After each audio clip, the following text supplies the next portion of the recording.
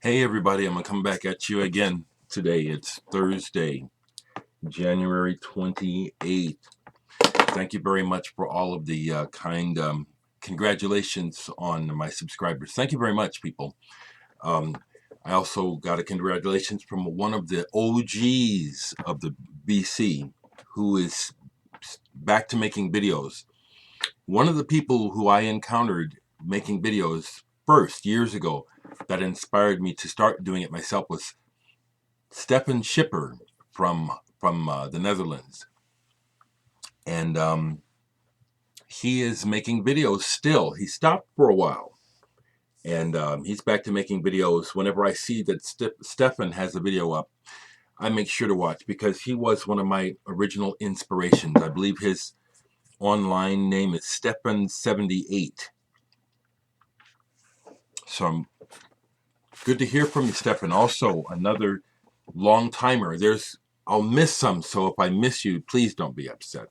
But some other folks that are still here that have been here for the duration, Grecian Thunder, Andreas, and the other Andreas, Sublime Media, still with me. You guys are the best. And I do check in now and then. I miss a lot of videos, but it's not about, again, the love doesn't have to do with watching your videos.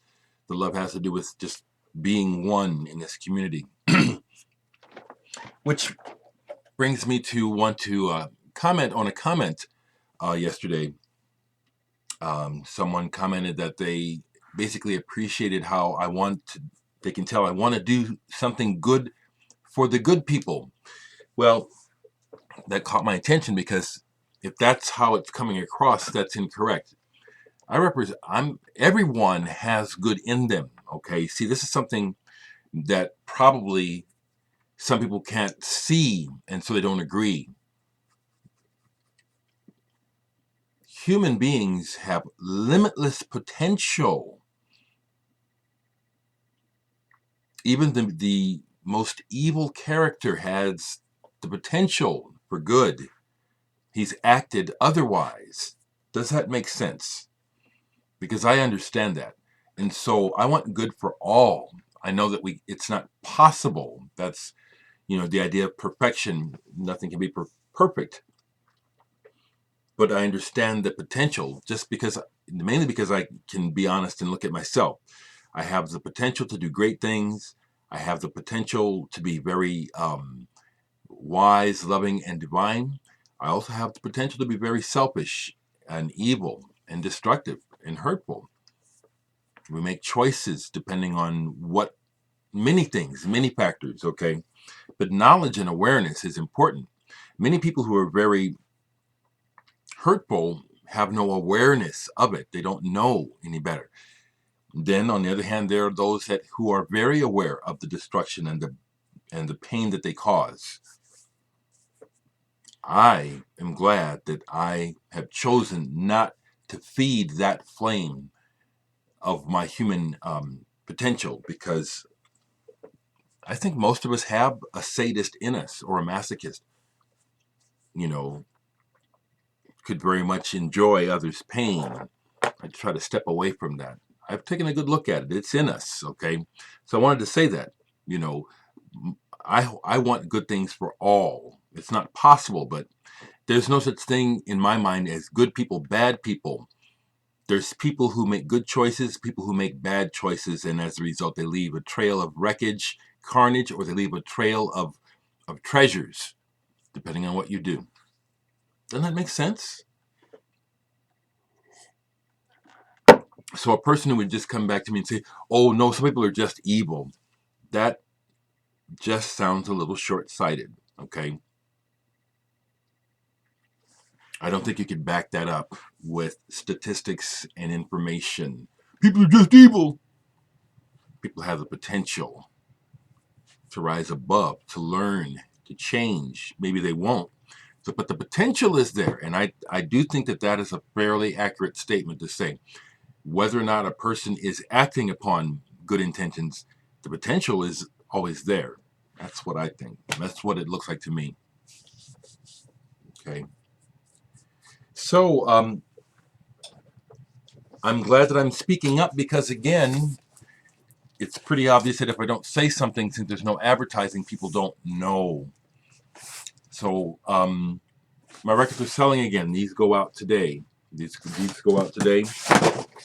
And yesterday, one of the people who bought asked about my 7-inch single by myself and Dino Felipe and sent money for it. And I hadn't really been paying attention. I just thought I had some, I just thought I had some. I went and looked, and I couldn't find any. So I had to go look into my own personal stash to get him one, because I always keep a couple. So my single, D plus D, Dereck Higgins and Dino Felipe, put out in 2007 by the Public ISO label, is sold out.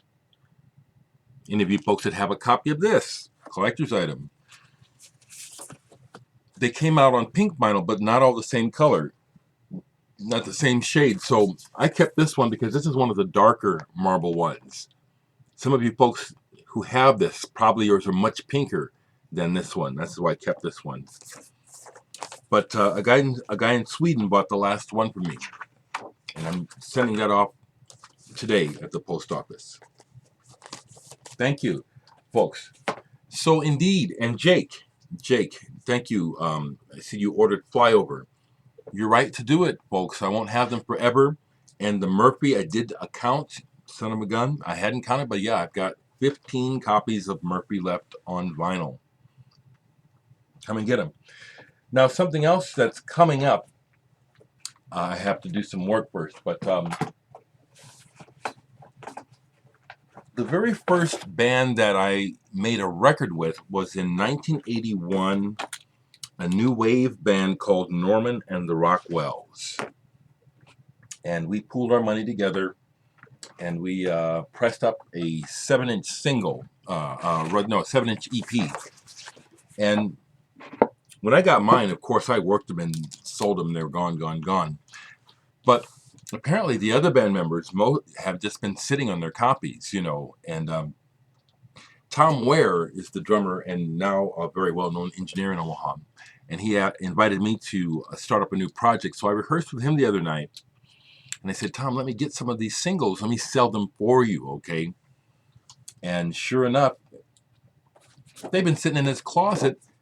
They haven't even been put together. So I got an amount from him and have started to put, this is my very first record, Norman and the Rockwells, Mental Health EP, 1981. This is kind of a new wave sound. In a way, it sounds dated. I'm still proud of it. Here's the covers I actually need to glue together. I am not announcing these for sale today. I'm showing them. I will be putting these up for sale shortly. Probably going to make an initial run of these available, not run, but initial amount available of these for $10 a piece. And, of course, Tom, these are actually, I'm selling these for Tom. I don't own these. These are Tom's copies I'm selling for him. He was thinking about the collector's market and wondering if, can we get 20, 25 a piece for him? I said, I doubt that, but I don't know. But at the very least, we'll ask for 10. And it's very obvious why. It's 1981. These are brand new, never played. There's only a limited amount of these. I don't know if there's 250 or 500 copies, probably 250. And this is the very first record I ever made. It's a collector's item. It is.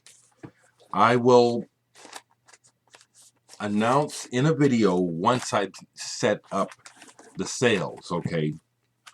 But this is another one that I encourage you to grab, my very first record that I ever made. So it has a lot of sentimental value to me. It does. It does.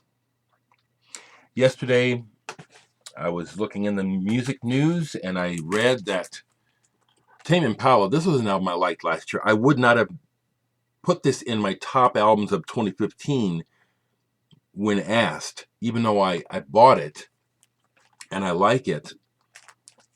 Overall, it's got some really strong songs, but I still say comparatively, this album that came out last year, Mew, which has sold a fraction of what this has. This is a much better album. They're not too far away from each other in the pop realm. I mean, it's like anyone that can say they really like this, I listen to this. I don't understand how you can say this is great, but you can't hear this. I don't. Again, we're all different, so I understand that. But do you hear what I'm saying from my perspective? This is just obviously so good, so creative, so unique, and pop at the same time. It's easily understood if you just listen. This is more easily understood, and it's got that pop freshness, but this does too, and it's better. Just my opinion, but this is better. Mew. But what I had read is that Rihanna, the pop singer, has a new album that just dropped called Anti, and I read that she does a cover of my favorite song on here. Same person, different, or something like that. Same mistakes, new person, same old mistakes. Okay, so because I'm savvy, I checked file sharing to see if it was on there already, and it was. I just wanted to hear it. I wanted to hear what Rihanna did with it. I was honestly disappointed because she just uses Tame Impala's track and sings on top of it. Okay. Okay. So before I go here, what else did I play yesterday? A couple things. I'll give a shout out to Nebraska in a second, but I played this all the way through. Brigitte Fontaine with Areski and the Art Ensemble of Chicago. Comme à la radio, how you say it in French, I'm not sure. This is a reissue, but this is a badass album. This is so cool. It sounds modern now. This is made back in the 70s. We put this on, it sounds fresh, like they're in the, they could be playing it right now. Hip isn't even a tough enough word to describe how cool this album is. This is great. Here in Nebraska is a local organization that is basically trying to promote music and the arts, and they put out a compilation. They put out compilations. I haven't been involved yet. Perhaps the next one, but I have a copy of their third compilation that came out last year. Okay, and I gave it a good critical listen yesterday because my first listen when I first got this was I was kind of dookie stick on it. I was like, ugh. But that's because the roots music and reflecting roots in music is just very, very popular. Touchstones of recognition seem to be extremely important to most people. And so roots music and blues-based music and country music is king. And a lot of this music on here just reflects that. I'm always interested in things that are kind of different or original. So with that in mind, all the artists on here are good at what they do. John Clemenson and the Party, Josh Hoyer, Outlaw Con Bandana, Jake Bellows. These guys are great at what they do. It's not what I like to listen to. Okay, so B-side of this was enjoyable. It was like, okay, here's the stuff that I like. Both, who won Artist of the Year here in Omaha, which was a pleasant surprise. I won this for Best Progressive Experimental Act. Hip Hop Duo both, or Hip Hop Act both won for Best. And their track on here, Airwaves, second time I listened to it, it's like, oh, okay. And I got to tell you, I'll be honest, because, both and people watch my videos. The first time I listened to it, the first thing you hear is, yo, yo, yo, yo, yo. And it's like, I'm thinking, okay, how many yo-yos are we going to hear before we hear some words, okay?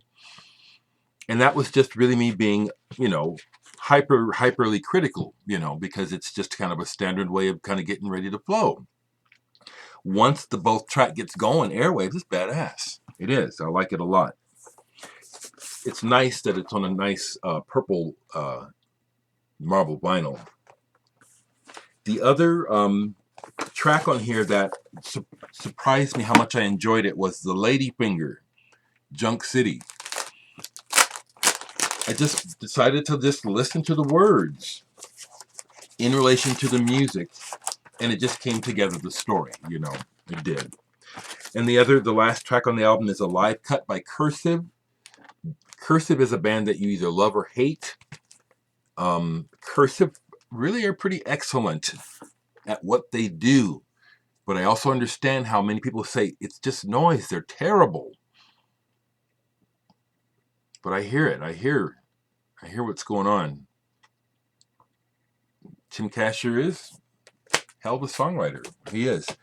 And he walks that tightrope emotionally, the way he sings, It gets to you. It's like, okay, he takes risks. This is worth it, all right? I like it, okay? So that's something I listen to. And giving a shout out to my other Nebraska artists. The last thing I'll do today is, sometimes I'll be sitting here in the room and not wanting to play records at all, but I'll be looking and seeing records, and it's like, well, I never play it, and yet I don't sell it or try to sell it. And I'm just going to pull something and see if one of those comes up and see if what. I'm just going to reach back here. I kind of know where everything is, but I'm reaching right here, and let's see what these are. Oh, I just played this. Okay. Henry Kaiser, American guitarist who is brilliant and has technique for days, can do everything from straight country, Cajun, rock and roll to some very brilliant outside stuff. Played this the other day, all the way through, for the first time in years. It's a Wonderful Life, solo guitar by Henry Kaiser. And it's brilliant. It's brilliant. Here's another of his albums I have, Devil in the Drain, on SST. Is this on SST? Yeah, this is on Greg Ginn from Black Flag's label. And I haven't played this in a long time, so I cannot remember this. But this is primarily, okay, he's got a group. It's mainly a solo guitar and synthesizer. So there's no question, these are definitely part of my collection. Yeah, okay. All right, so I'll just put them here, and we'll go here. Okay, what do we got here? We'll grab these. Okay, all right. Esperanto. Esperanto was a band in the early 70s that came out with members from many different countries, and they named the band Esperanto after that language that was attempted to get started, this language that was supposed to be kind of international. I forget how it was supposed to be, but it never took on. Okay, the ESP label was about Esperanto. Okay, this is I think their second album, and I keep this because I like Esperanto's album Danse Macabre. This one is not even close to that album, but I keep it because of Esperanto. But this one, when I put it on, it's disappointing. Okay, it's like their ideas haven't come together yet on this, but this is a keeper. Okay, that's why. Here's one that was given to me, I think, recently by Chris Cole, Christian Escud, French guitarist.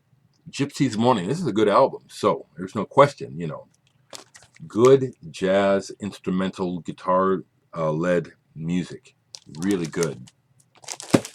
Well, here's one I never play, but I'm keeping it because it's good, and it's an example of a good album with what I consider to be a tacky cover. Peter Erskine, Transition, great drummer who was with Weather Report. He's played with almost everybody. Just a wonderful drummer. He's got good players on here: Peter Gordon, Don Grolnick, Bob Mincer. I'm going to leave this out and play this, okay? It's just one of those where I see the cover and it doesn't inspire me to play it, but I know it's good. Here are some of my German rock collection where I don't speak German. So a lot of what's going on here I don't get because it's about a sense of humor.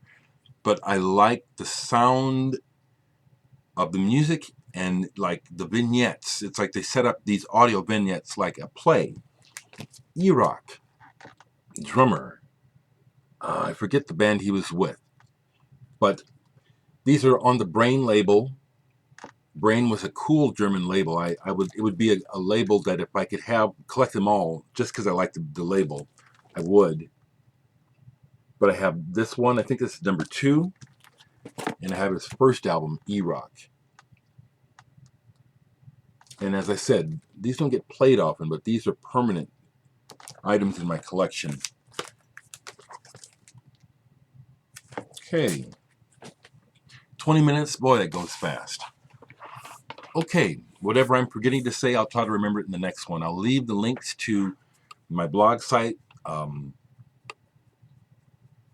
Someone suggested that I do, set up a donation button, and I may, but again want to say, you hear me talk about the lack of money, but it's not because I'm asking for money. It's because that's the reality of my situation, okay? Some people misinterpret that, okay? I'm not here begging for money. And anyone that thinks I am, fuck you, okay? All right, this is because I've had to deal with that, okay? That's just for the people who are full of shit and want to blow it my way. Just fuck off, okay? I ain't over here trying to raise money. I'm just here being myself, So I'm gonna think about the donation button, but it doesn't appeal to me right away. What I'd rather do is just do what I'm doing, which is when I bring it up, I make sales of records. Buy my music. That's what I'm here trying to do, is make music and be an artist. I heard part of an interview on the media, was it NPR, where they were talking to a man who describes himself as a mountain man. And he was just running down how he lives and how money is of no consequence because of how he's decided to live. And that's where I'd like to be. I only deal with money because I have to. I don't give a shit about it. And I know that some people can't believe that because, especially with popular culture and the history of our country, you would just assume that every person wants to be rich. And because of what's reflected by popular culture, especially in music and hip hop and black music, it's so material oriented. One would think that, well, surely that's who you are. No, I look at that stuff and it's like, I enjoy the music, and at the same time, I'm always looking at the psychology of it. One example of what I've been watching recently that gives me these thoughts, like they don't escape. Been catching up again on some more mainstream hip hop. Watching Chris Brown videos with his sidekick Tyga, and just very, very materialist and sexist and bragging, and I just, again, it just baffles my mind, about, and I'll say this about, in particular, about the community that I live in. On the one hand, you've got church, and on the other hand, you've got the street, and they're such opposing opposites, psychotically so. It's like, and to me, they're both problematic. I could write a thesis about it. It doesn't make any sense to me. And I've kind of lost what I was trying to say about the hop, the materialism. I see it. That's not what I want. And I also see that this is because it's thrown in our faces, in our kids' faces. Well, what else are they going to want but what they see, And then they have the tug of the church. Well, just be a good. Jesus says, and it's just so polarly opposite. Don't make no sense, neither one makes sense to me, This is probably an area where a lot of people don't agree with me because the church has a stranglehold on the world, and spirituality and divinity is not in the church. It's in here.